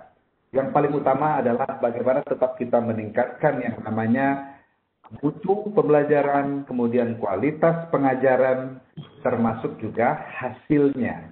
Ya, nah, hasil pembelajaran ini akan berbanding lurus dengan apa yang kita perbuat dan apa yang kita berikan secara maksimal kepada peserta didik kita. Terkait misalnya tadi dalam tanda kutip, misalnya kuota dan segala macam. Toh alhamdulillah kita sudah diberikan sertifikasi. Untuk yang belum mungkin bisa menjajaki kerjasama atau mencari sponsor dan segala macam. Banyak jalannya. Tergantung kita mau atau tidak. Dan berupaya melalui tidak harus sendiri, bisa melalui asosiasi profesi. Saya rasa IGI akan bisa memfasilitasi hal tersebut. Misalnya bekerjasama dengan Telkom, mengadakan paket murah. Nah, itu bisa kita lakukan.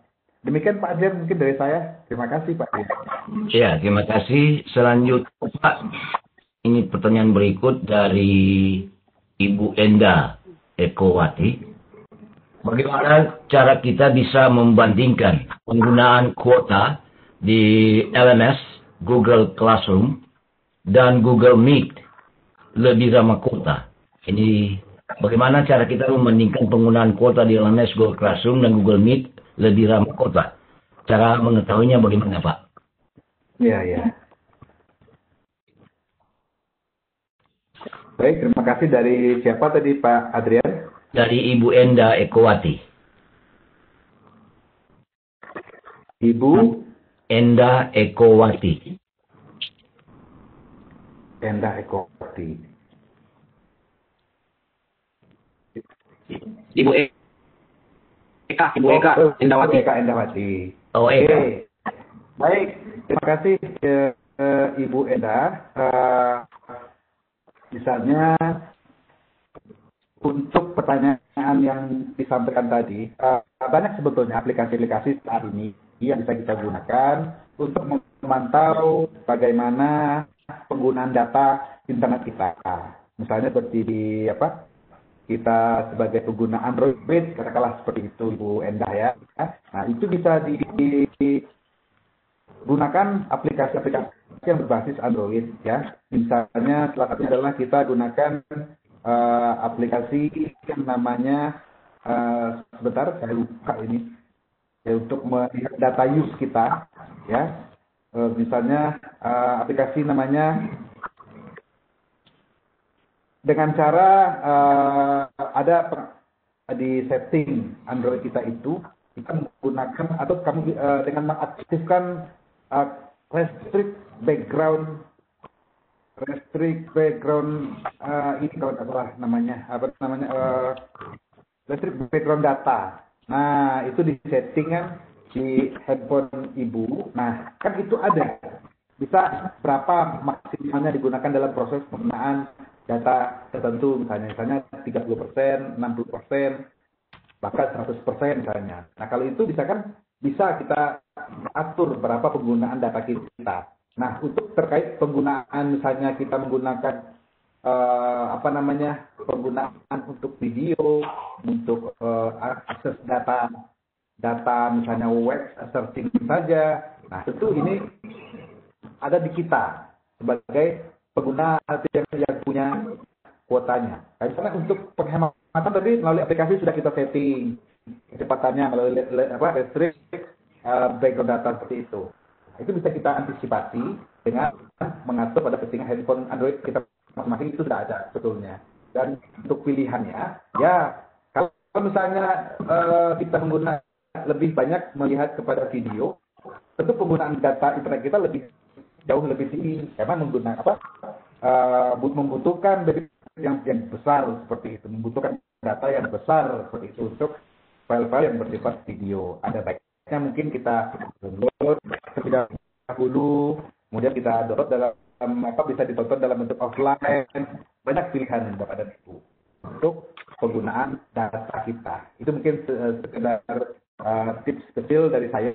Misalnya kalau WA misalnya itu tidak menghabiskan data, jangan diaktifkan download medianya.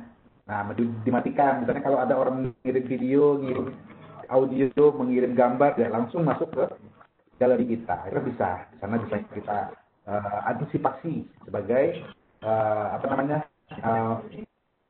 filter untuk kita bisa hemat dalam penggunaan kuota atau paket-paket data kita. Terima kasih Pak Adrian. Ya, terima kasih Pak Aruli. Silakan Pak Ilham. Handle kembali. Pak Ilham, silakan. Iya, baik Pak Adrian. Ya. Bapak Ibu peserta Sadar ID edisi 161 pada malam hari ini. Sekarang di jam tangan saya ini menunjukkan kurang lebih 10 menit lagi ya, atau masuk di pukul 21, sehingga masih ada beberapa menit ke depan memberikan kesempatan kepada Bapak Ibu, kiranya masih ada yang ingin dipertanyakan tentang materi yang disampaikan oleh Pak Budi, silakan. Tapi saya coba kembali Pak Adrian ke presenter ini.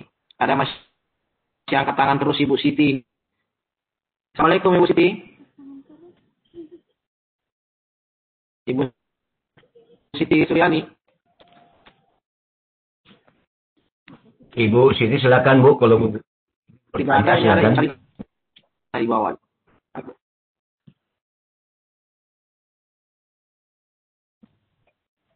Atau jangan-jangan barangkali memang Ibu Siti tidak punya niat bertanya, cuma tangannya itu lupa diturunkan Pak Ilham. Lanjut ya, Pak Ilham. Coba ke Ibu Sarina Pak Adrian. Ya, Ibu Sarina mungkin. Silakan Ibu Sarina. Silakan Bu. Ibu Sarina, monggo.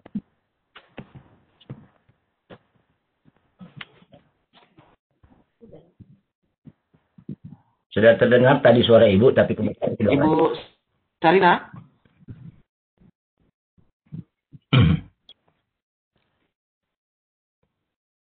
Mungkin faktor cuaca jadi agak kesulitan ini. Selamat malam Ibu Sarina. Ya, kayaknya cuaca lagi. Stabilan saja Pak. Silakan Bu. Langsung ke Pak Rudi.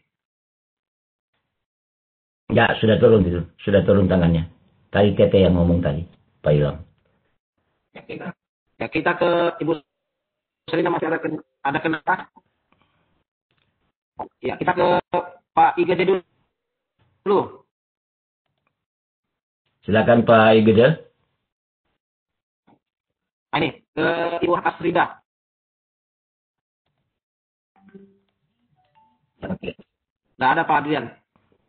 Coba ke Ibu Hasrida, Pak. Silakan Ibu Hasrida.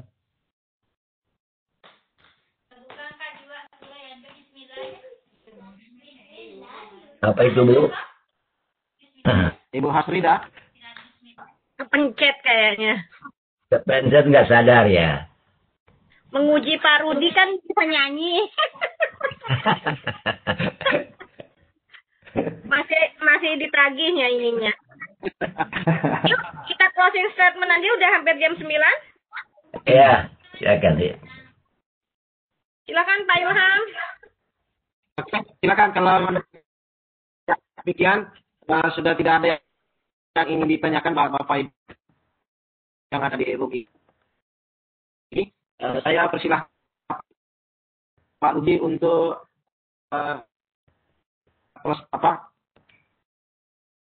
untuk di akhir pertemuan kita pada Pak Rudi.